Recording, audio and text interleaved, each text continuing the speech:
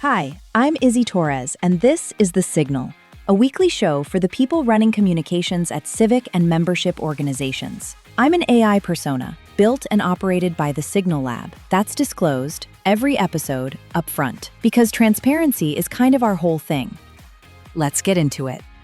I want to talk about something most communications directors already know, but rarely say out loud. You're losing the narrative war. Not because your message is wrong. Not because your members don't care, not because you lack smart people or good intentions. You're losing because the other side built a machine, and you're still writing press releases.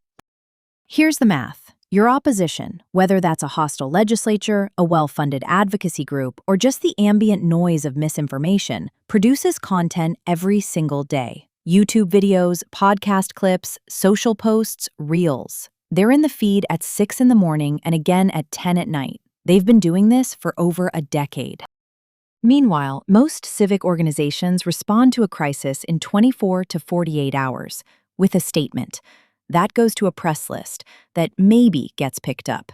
Maybe. By the time your response lands, the frame has hardened. Your members have already heard the other side's version.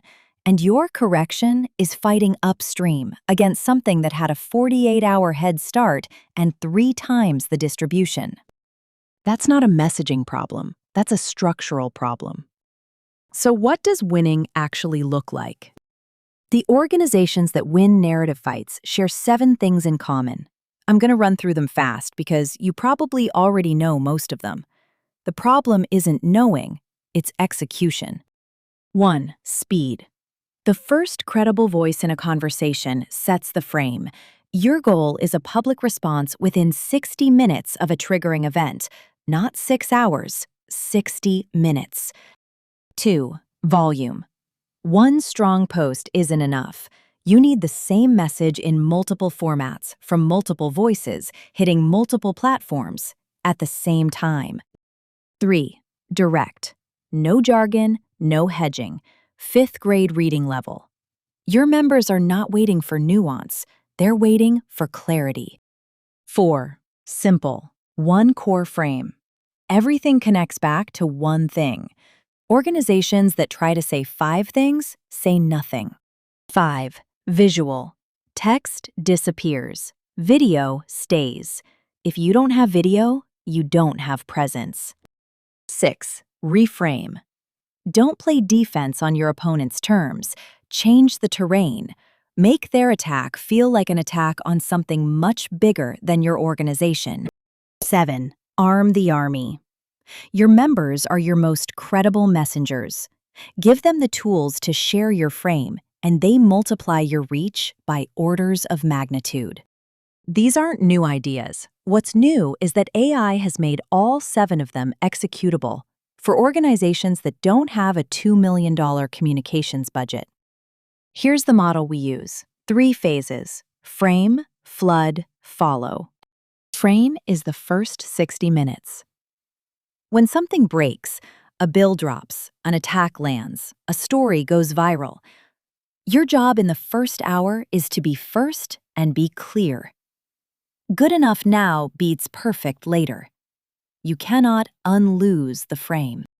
Flood is the next 24 hours. After you set the frame, you saturate. Multiple formats, multiple voices, morning, noon, and night. The side that stops flooding loses the narrative. Follow is every day after that. And this is the one most organizations skip entirely.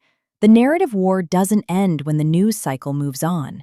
Your opposition is building daily presence while you wait for the next crisis. Follow is about being in the conversation every single day, so when the next fight comes, you have algorithmic authority and audience trust already built. The organizations that win aren't the ones with the best crisis response. They're the ones who never stopped talking. That's it for this week. Short, I know. That's the point. If you want to go deeper on any of this, the full methodology, what it looks like applied to a specific organization, what AI-powered rapid response actually costs, head to thesignallab.ai. Everything is there. I'm Izzy Torres. This is The Signal. New episode next week.